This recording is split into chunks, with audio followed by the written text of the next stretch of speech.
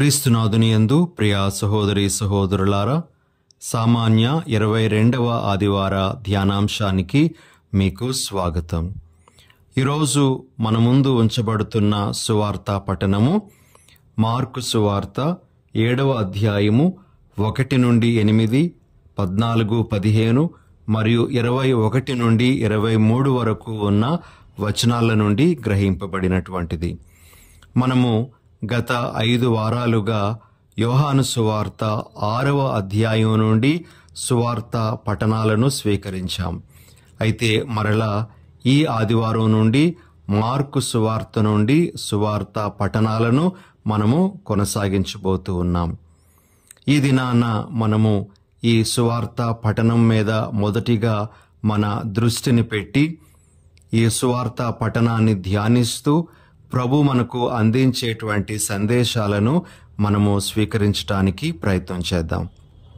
మొదటిగా ఒక చిన్న కథ ప్రియా సహోదరి సహోదరులారా.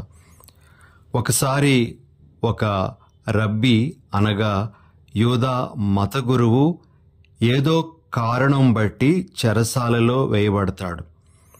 అతడు చెరసాలలో ఉంటూ ఉండగా అతని యొక్క అవస్థను చూసినటువంటి అధికారులు అతని యొక్క శరీరంలో నీటి శాతం తక్కువైంది అనే విషయాన్ని గమనిస్తారు. అనగా డీహైడ్రేషన్ అని అంటారు. మరి అతని యొక్క దేహంలో నీటి శాతం తక్కువైందని వారు గమనించి అతడికి నీటిని అందించటానికి ఒక పాత్రతో అతని గదిలో నీటిని పెడతారు. ఆ నీటిని త్రాగి అతడు తన శరీరంలో ఉండేటువంటి నీటి శాతాన్ని పెంచుకోవాలి అనేటువంటిది వారి ఉద్దేశం. అయితే ఈ మత బోధకుడు ఏం చేస్తాడు అంటే ఆ నీటిని చూసి వెంటనే ఆ నీటిని తన ప్రార్థనలకు ముందు తన చేతులను శుభ్రపరుచుకోవడానికి పూర్తిగా వినియోగిస్తాడు. ఆ నీటిని త్రాగటానికని ఆ అధికారులు పెడితే ఈ వ్యక్తి మాత్రము కొన్ని కర్మకాండలు తాను చేయాల్సినటువంటి ఆ కర్మకాండల కోసం ఆ నీటిని పూర్తిగా వినియోగించడం చూసినటువంటి ఆ అధికారులు విస్తుపోతారు. ప్రియమైన సహోదరి సహోదరులారా, ఈరోజు యేసు ప్రభు మనకు సువార్త పఠనం ద్వారా 3 విషయాలు, బాహ్య శుద్ధి నిమిత్తము, బాహ్య ఆరాధన నిమిత్తము, బాహ్య విషయాలు ఆహారముల నిమిత్తము మనకు తెలియజేస్తూ ఉన్నారు. మరి మనము ఈ 3 గురించి కొంతసేపు ధ్యానించడానికి ప్రయత్నం చేద్దాం. చాలామంది బాహ్య శుద్ధితో సంతృప్తి చెంది ఆంతరంగిక శుద్ధిని నిర్లక్ష్యం చేయడం అనేటువంటిది జరుగుతూ ఉంటుంది. మనము ఈరోజు సువార్త పఠనంలో ఆ పరిసయ్యుల ధర్మశాస్త్ర బోధకుల మాటలను విన్నప్పుడు మనకు ఈ విషయం చాలా స్పష్టంగా అర్థమవుతుంది. ప్రియ సహోదరి సహోదరులారా, చేతులు కడుగుకోవడం అనేటువంటిది మంచిదే. మన చేతులకు అంటినటువంటి మురికిని వదిలించుకొని శుభ్రమైనటువంటి చేతులతో ఆహారం తీసుకోవడం అనేటువంటిది మంచి విషయమే. అయితే చేతులు కడుగుకోవడం అనేటువంటిది ఒక కర్మకాండగా భావించి దానిని కఠినమైనటువంటి ఒక ఆచారంగా ప్రజల మీద మోపడం అనేటువంటిది అక్కడ జరిగినట్లుగా మనం గమనించగలం. చేతులు కడుగుకోకుండా మీ శిష్యులు ఆహారాన్ని భుజిస్తున్నారేమి అని వారు అడగడం వెనకాతల వారు మురికి చేతులతో తమ యొక్క ఆహారాన్ని తింటున్నారు అనేటువంటి భావం కాదు గాని వారు చేయాల్సినటువంటి ఆ మత కర్మకాండను చేయకుండా ఎందుకు భుజిస్తూ ఉన్నారు అని ప్రభువుని వారు ప్రశ్నిస్తూ ఉన్నారు. దానికి సమాధానంగా ప్రభు వారితో చెప్పినటువంటి విషయం ఏమిటి అంటే మార్కు సువార్త 7వ అధ్యాయము 7వ వచనం, మానవులు ఏర్పరిచిన నియమములను దైవ ప్రబోధములుగా బోధించుచున్నారు, కావున వారు చేయు ఆరాధన వ్యర్థము అని.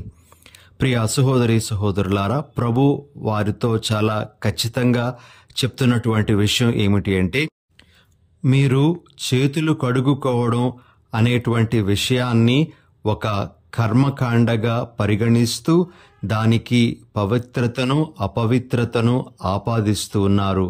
దాని మీదనే ఒక వ్యక్తి యొక్క పవిత్రత ఆధారపడి ఉన్నట్లుగా మీరు బోధిస్తూ ఉన్నారు. కానీ మీరు గమనించాల్సిన విషయం ఏమిటి అంటే, ఈ కర్మకాండల మీద మీ పవిత్రత అనేటువంటిది ఆధారపడి లేదు. మీ యొక్క ఆంతరంగిక జీవితము మీద మీ పవిత్రత ఆధారపడి ఉంది అని ప్రభు వారికి తెలియజేస్తూ ఉన్నారు.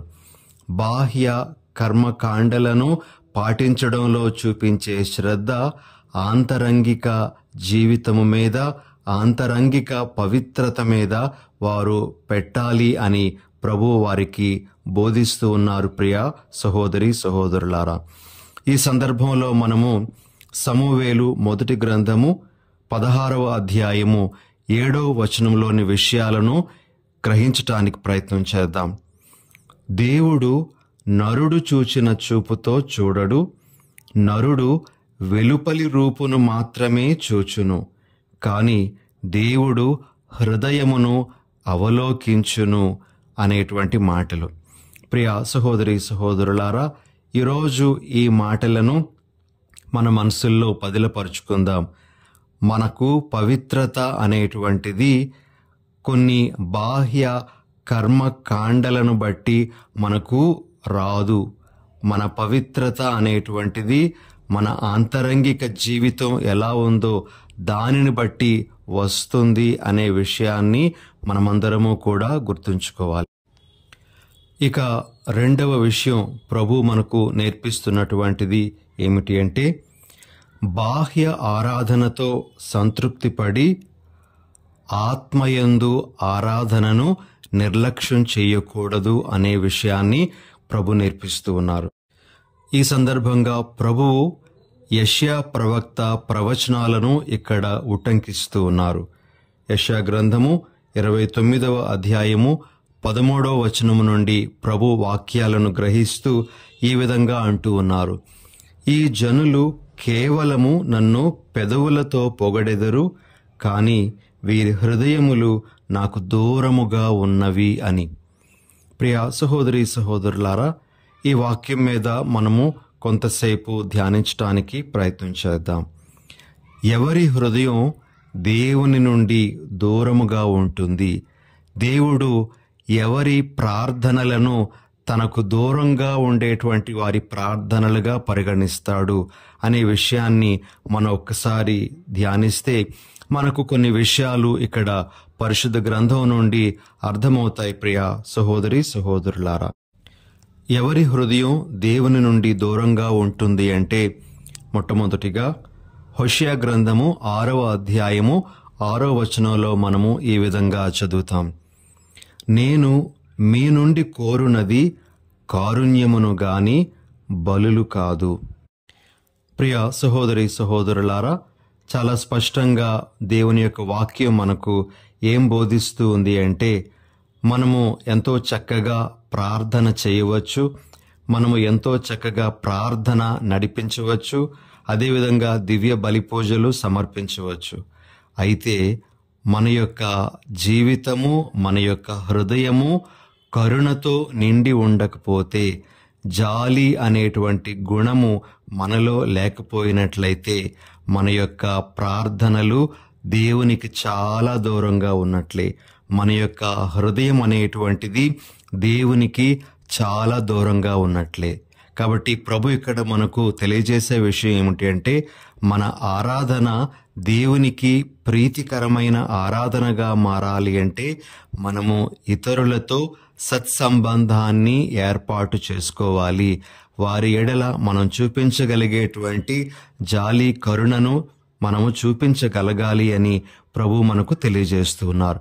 కాబట్టి ఎవరి హృదయాలలో అయితే జాలి కరుణ లోపిస్తూ ఉందో అటువంటి వారి హృదయాలు ఎంత ప్రార్థన చేసినప్పటికీ కూడా దేవునికి దూరంగానే ఉన్నట్లుగా మనము పరిగణించాలి. ఇక రెండవ విషయం, ప్రియ సహోదరి సహోదరులారా, ఈనాటి ప్రత్యుత్తర గీతము మనము కీర్తన 15ను తీసుకుంటూ ఉన్నాము. మరి అక్కడ ఎవరు ప్రభు మందిరమున వసింపగలడో, ఎవరు ప్రభు యొక్క పవిత్ర పర్వతము మీద నిలువగలడో చక్కగా చెప్పబడింది. ప్రియ సహోదరి సహోదరులారా, ఈ కీర్తన అంతా కూడా మనకు ఎవరి యొక్క ప్రార్థన దేవుడు అంగీకరిస్తాడో మనకు తేటతెల్లం చేస్తుంది. ఒకే ఒక వాక్యాన్ని ఇందులో మనం తీసుకుందాం. 15వ కీర్తన 2వ వచనం, నిందారహితముగా జీవించువాడు, ధర్మమును పాటించువాడు. ఇలాంటి వ్యక్తి యొక్క ప్రార్థన దేవునికి అంగీకారయోగ్యమైన ప్రార్థనగా మారుతుంది. ఒకవేళ ఏ వ్యక్తి అయినా సరే నిందారహితంగా జీవించకుండా, ధర్మాన్ని పాటించకుండా తన యొక్క ప్రార్థనను, తన యొక్క ఆరాధనను కొనసాగిస్తూనే ఉంటే అతని యొక్క ప్రార్థనలు ప్రభువుకు ఏమాత్రమూ రుచించవు. అతని యొక్క హృదయము దేవుని నుండి దూరముగా ఉన్నట్లుగానే మనము పరిగణించాలి. కాబట్టి నిందారహితముగా జీవించడము అంటే దేవుని దృష్టిలో ఒక వ్యక్తిలో ఎటువంటి కళంకము లేకుండా ఉండడం. ఇతరుల దృష్టిలో కళంకము లేనివారుగా నటించడం సులభమే, కానీ దేవుని దృష్టిలో మన హృదయంలో ఎటువంటి కళంకము లేనట్లుగా మనము ఉంటే అది ప్రభువుకు ఇష్టమైనటువంటి విషయం. అదేవిధంగా నీతి న్యాయాలను చక్కగా ఎవరైతే పాటిస్తారో అటువంటి వారి ప్రార్థన దేవునికి అంగీకారమైనటువంటి ప్రార్థనగా మారుతుందని, వారి హృదయం దేవునికి ప్రీతికరమైనటువంటి హృదయంగా, దగ్గరగా ఉన్నటువంటి హృదయంగా ఉంటుందని కూడా ప్రభు మనకు ఈ కీర్తన ద్వారా తెలియజేస్తూ ఉన్నారు. కాబట్టి ప్రియ సహోదరి సహోదరులారా, ఎవరి హృదయం దేవుని నుండి దూరంగా ఉంటుంది అంటే, ఎవరి జీవితాలైతే అనేకమైనటువంటి కళంకాలతో నిండుకొని ఉన్నాయో, ఎవరైతే నీతిని, న్యాయాన్ని, ధర్మాన్ని పాటించరో మరి వారి యొక్క ప్రార్థనలు దేవుడు అంగీకరించడు. వారి హృదయాలు తనకు దూరంగానే ఉన్నట్లుగా ఆయన పరిగణిస్తాడు అని ఇక్కడ మనము గమనించాలి. ఇక మూడో విషయం, ఎవరి హృదయము దేవుని నుండి దూరంగా ఉంటుంది అంటే, ఆరాధన చేసేటప్పుడు, ప్రార్థన చేసేటప్పుడు దేవుని మీద తన ధ్యాసను నిలుపుకోకుండా మనుష్యుల మీద, వారి పొగడ్తల మీద తన ధ్యాసను పెట్టుకున్నట్లయితే అటువంటి వారి హృదయము దేవుని నుండి దూరముగా ఉన్నట్లుగా మనము పరిగణించవచ్చు. చాలా వాగ్దాటితో వాక్యాన్ని చెప్పొచ్చు, చాలా చక్కగా ప్రార్థన చేయొచ్చు, కానీ ఆ చేసేదంతా కూడా మనుషుల నుండి మెప్పును పొందడానికి, వారి మీద దృష్టిని పెడుతూ ఈ యొక్క విషయాలన్నీ కూడా చేస్తే దేవునికి అది అంగీకారమైనటువంటి ఆరాధన కాదు. వారి యొక్క హృదయము అతని నుండి దూరంగా ఉన్నట్లుగానే మనం పరిగణించాలి.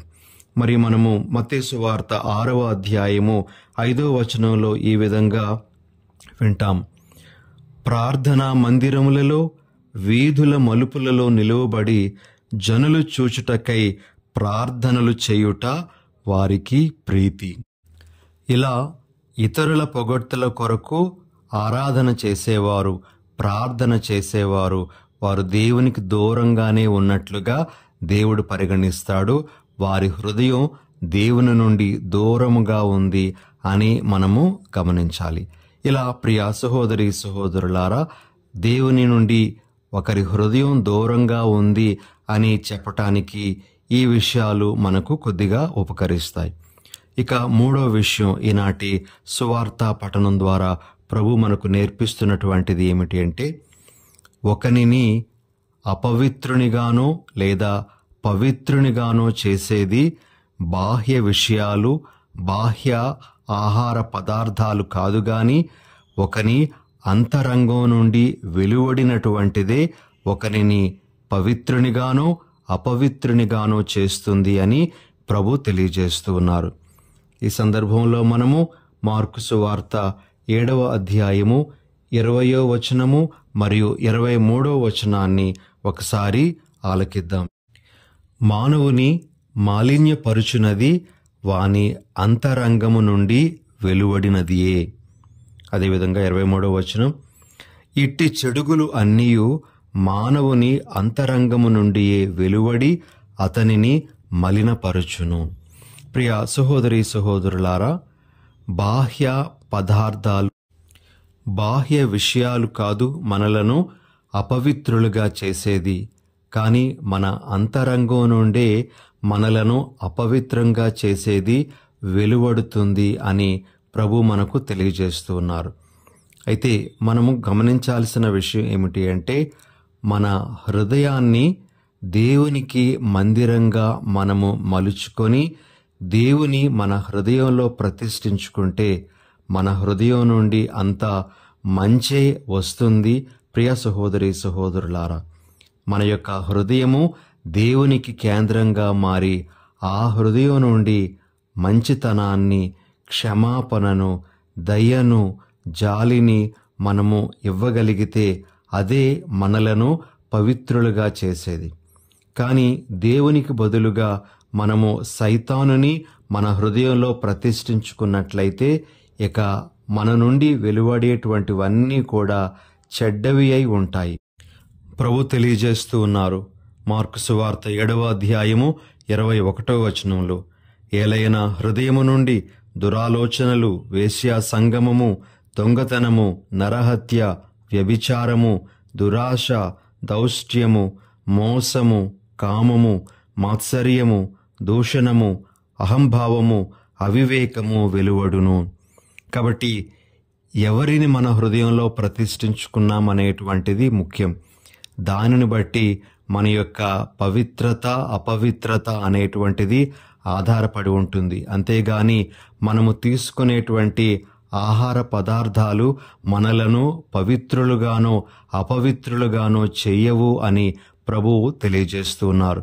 కాబట్టి ప్రియ సహోదరి సహోదరులారా, మన హృదయంలో దేవుని ప్రతిష్ఠించుకుంటూ మనము అన్ని మంచి విషయాలని మన హృదయం నుండి బయటకు తీసుకొని రావాలి అని ప్రభు ఈరోజు మనలను కోరుతూ ఉన్నారు. కాబట్టి ఇది ఒక ముఖ్యమైనటువంటి సందేశము ఈరోజు మనము సువార్త పఠనం నుండి గ్రహించాల్సినటువంటిది. ఇక ఈరోజు మనం ఆలకించేటువంటి 2వ పఠనం కూడా మనకు చాలా మంచి విషయాలను బోధిస్తూ ఉంది. ప్రియ సహోదరి సహోదరులారా, 2వ పఠనంలోని 2 విషయాలను మనము క్లుప్తంగా తెలుసుకోవడానికి ప్రయత్నం చేద్దాం.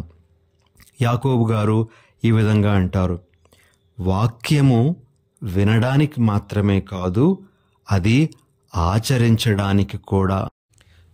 చాలామంది దేవుని వాక్యాన్ని వినడానికి చాలా ఆసక్తి చూపిస్తారు. ఎక్కడైనా కూటాలు, ప్రార్థనలు జరిగితే వారు అక్కడికి వెళ్తారు. అక్కడ చెప్పే విషయాలను కొన్నిసార్లు నోట్ చేసుకుంటారు. వాళ్ళు కూడా తర్వాత ప్రసంగాలు చెప్పడానికి ఉపయోగపడతాయి అనేటువంటి ఉద్దేశంతో. మంచిదే వాక్యాన్ని వినడం, ఎందుకంటే బైబిల్ చెప్తుంది వినుట ద్వారా విశ్వాసము కలుగును అని. అయితే యాకోబు గారి యొక్క ఉద్దేశం ఏమిటి అంటే, వాక్యాన్ని వినడానికి మాత్రమే కాదు, వాక్యాన్ని ఆచరించడానికి కూడా మనము స్వీకరించాలి అని. ప్రియ సహోదరి సహోదరులారా, ఆచరించువాడు దీవెనలు పొందుతాడు అని కూడా ఈరోజు మనము యాకోబు గారి పత్రిక నుండి ఆలకించవచ్చు. కాబట్టి వింటే సరిపోదు, కానీ మనము విన్నదానిని ఆచరించినప్పుడు దీవెనలు పొందుకోగలుగుతాము అని యాకోబు గారు మనకు చాలా స్పష్టంగా చెప్తూ ఉన్నారు. ఒక ఉదాహరణ, ప్రభు మనకు లూకా సువార్త 6వ అధ్యాయము 28వ వచనంలోని 2వ భాగంలో ఈ విధంగా అంటారు, మిమ్ము బాధించు వారి కొరకు ప్రార్థింపుడు అని. మనకి ఎవరి వలనైనా సరే ఏదైనా బాధ కలిగినా, శ్రమ కలిగినా మనము వారిని నిందించటానికి ప్రయత్నం చేస్తాం. ఇతరులతో ఇవన్నీ చెప్పుకోవడానికి, తద్వారా వారి నుండి సానుభూతిని పొందడానికి మనం ప్రయత్నం చేస్తాం. ఆ విషయాన్ని మనం ఎప్పుడూ మర్చిపోము. పదే ఇతరులతో ఆ ఇతరులు పెట్టినటువంటి బాధలను మనం చెప్తూ ఉంటాం. అయితే వాక్యం మనకేం చెప్తుంది అంటే, మేము బాధించు వారి కొరకు ప్రార్థించండి అని. ఏ ఒక్క నిమిషంలోనైనా సరే వారిని దేవుని సన్నిధికి తీసుకొని వచ్చి మనము ప్రార్థన చేయగలుగుతున్నామా? వాక్యాన్ని ఆచరించడం అంటే ఇది ఒక ఉదాహరణగా మనము తీసుకోవాలి ప్రియా సహోదరి సహోదరులారా. కాబట్టి వాక్యము వింటే సరిపోదు కానీ దానిని ఆచరించడంలోనే దాని పరమార్థం దాగి ఉంది అని మనం గ్రహించాలి అని యాకోబు గారు మనందరికీ ఈరోజు స్పష్టం చేస్తున్నారు. ఇంకొక విషయం యాకోబు గారు చెప్తున్నటువంటిది ఏమిటి అంటే, నిజమైనటువంటి మతము మనకు పొరుగువానితో ఉండేటువంటి సత్సంబంధము మీద ఆధారపడి ఉంటుంది అని యాకోబు గారు అంటున్నారు. యాకోబు గారి లేఖ 1వ అధ్యాయము 27వ వచనంలో మనము ఈ విధంగా చదువుతాం. తండ్రి అయిన దేవుని దృష్టిలో పవిత్రమును నిష్కలంకమునైన మతమేదనగా అనాథలను విధవరాండ్రను వారి కష్టములలో పరామర్శించుట, ఇహలోక మాలిన్యము అంటకుండా తనను తాను కాపాడుకొనుట అనునవియే. ప్రియ సహోదరి సహోదరులారా, నిజమైన మతము యొక్క ఫలము మనము కష్టాలలో ఉండేటువంటి వారి ఎడల ప్రవర్తించే విధానం ద్వారా రూఢి అవుతూ ఉంది అని యాకోబు గారు మనకు తెలియజేస్తూ ఉన్నారు. కాబట్టి ఇతరుల కష్ట సుఖాలలో మనము కూడా పాలు పొందడం ద్వారా మనము నిజమైనటువంటి మత అవలంబకులుగా ఉన్నాము అని యాకోబు గారు మనకు తెలియజేస్తూ ఉన్నారు. ఇదే విషయాన్ని మనము పేతురు గారి యొక్క ప్రసంగంలో కూడా ఆలకించవచ్చు. అపోస్తుల కార్యములు 10వ అధ్యాయము 35వ వచనంలో పేతురు గారు ఈ విధంగా అంటారు, దేవునికి భయపడుచు సత్ప్రవర్తన కలవాడు ఎవడైనను దేవునికి అంగీకారయోగ్యుడే అని. కాబట్టి ప్రియా సహోదరి సహోదరులారా, నిజమైనటువంటి మతంలో పొరుగువానిని ప్రేమించడం అనేటువంటిది ఖచ్చితంగా ఉంటుంది. పొరుగువానిని ప్రేమించినటువంటి మతము పొరుగువానికి చూపించాల్సినటువంటి ఆ ప్రేమను చూపించకపోతే అది నిజమైనటువంటి మతావలంబన కాదు అని మనకు ఇక్కడ చాలా స్పష్టంగా అర్థమవుతుంది. కాబట్టి ఈరోజు మన జీవిత విధానము, మనము ఆచరించేటువంటి ఈ క్రైస్తవ జీవిత విధానము మనలను ఇరుగు పొరుగు వారితో సత్సంబంధాలు కలిగి ఉండేటట్లుగా నడిపిస్తుందా లేదా అనే విషయాన్ని మనము గమనించాలి. ఏదో పేరుకు మాత్రమే మనం క్రైస్తవులుగా ఉంటే సరిపోదు. మన క్రైస్తవత్వం అనేటువంటిది నిజమైనటువంటి మతము అని భావిస్తే ఇరుగు పొరుగు వారితో మనము మంచి సంబంధాన్ని కలిగి ఉండాలి. వారిని ప్రేమించేటువంటి మంచి మనస్సు మనకు ఉండాలి. వారి యొక్క కష్టాలలో బాధలలో వారికి తోడుగా నిలబడేటువంటి వారుగా మనము ఉండాలి. ఇదే నిజమైనటువంటి మత అవలంబన అంటే అనే విషయాన్ని మనము ఈరోజు ఈ పఠనం ద్వారా గ్రహించాలి. ఇలా ప్రభు మనకు ఈనాటి పఠనాల ద్వారా అనేకమైన విషయాలను మరొక్కసారి గుర్తు చేస్తూ ఉన్నారు. వాటన్నింటినీ మనము నెమరు వేసుకుంటూ ప్రభు మనకు తెలియజేస్తున్న విధంగా మన జీవితాలను మార్పు చెందించుకుంటూ ప్రభువుకు యోగ్యమైనటువంటి విధంగా జీవించడానికి ప్రయత్నం చేద్దాం. ఆమెన్. దయగల ప్రభువా, ప్రేమగల తండ్రి, ఈరోజు మీ వాక్యాన్ని మాకు వినిపించినందులకై మీకు వందనాలు, స్తుతులు, స్తోత్రాలు. ప్రభువా, మేము మా యొక్క హృదయంలో మిమ్ములను ప్రతిష్ఠించుకొని మా హృదయం నుండి మంచి విషయాలనే మేము బయటకు తెస్తూ తద్వారా మా పవిత్రతను నిరూపించుకునేటువంటి భాగ్యాన్ని మాకు అనుగ్రహించండి. నిజమైన మతంలో సహోదర ప్రేమకు గొప్ప స్థానం ఉంటుంది అనే విషయాన్ని గుర్తించే వరాన్ని కూడా మాకు ప్రసాదించమని మా ప్రభువైన యేసు నామమున అడిగి వేడుచున్నాం తండ్రి. ఆమెన్.